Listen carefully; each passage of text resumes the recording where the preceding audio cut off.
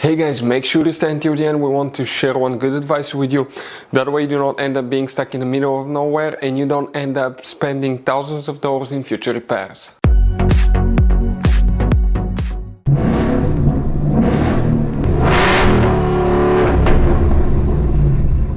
Hey guys, welcome back to Free Car Repair. Thank you guys for watching and subscribing to the channel. Today will be super helpful video to any of you having a Ford Edge, that generation here from year 2010 to year 2014. If you need to find where the evaporative emission control system fuse is located, which fuses control it, where you can guys buy cheap parts, tools, fuses, relays at a good price, quick shipping, that way do not waste money and time.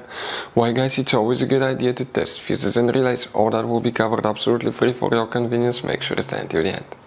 Before we start guys, let us tell you a little bit about us. Every single car we get here at the garage guys, we try to make at least 200 to 300 free repair videos.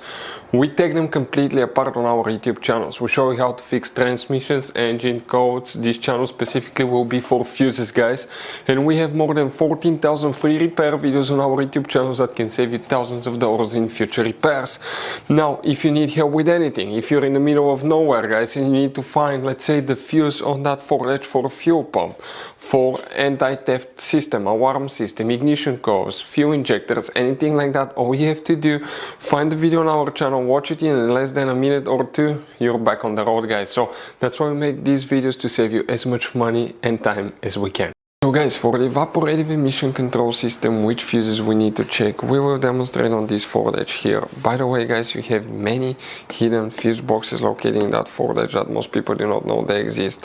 We will guys recommend to check out the video on our YouTube channel about fuse box location on Ford Edge. It will teach you all about that. For the evaporative emission control system fuses, we need to open the hood on that Ford Edge, and facing the engine, on the driver's side, on the right side here, you have a fuse box.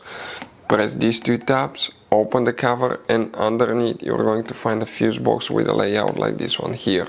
Before we continue, let's explain quickly why it's always a good idea to test fuses and relays.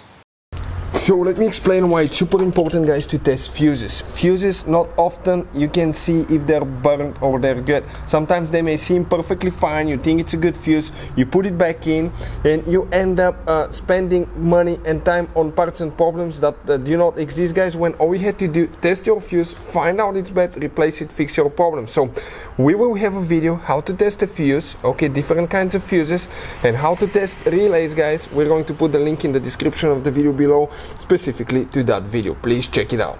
Here guys, we will need to check multiple fuses. Now there is very limited information about that, but you need to check all these fuses. One of those most likely will cover that system. Now please make sure to stay until the end. We need to share one advice with you, that way you do not end up being stuck in the middle of nowhere like it happened to us. The first fuse that you need to check is in this row, 67, then check fuse number 68, 69 and 70. These four fuses are very important fuses that you will need to check.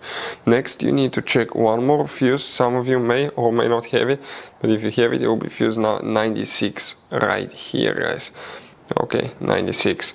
Hopefully guys, okay, that will take care of your problem on Ford Edge. So guys, this generation Ford Edge has all kind of different fuses and relays.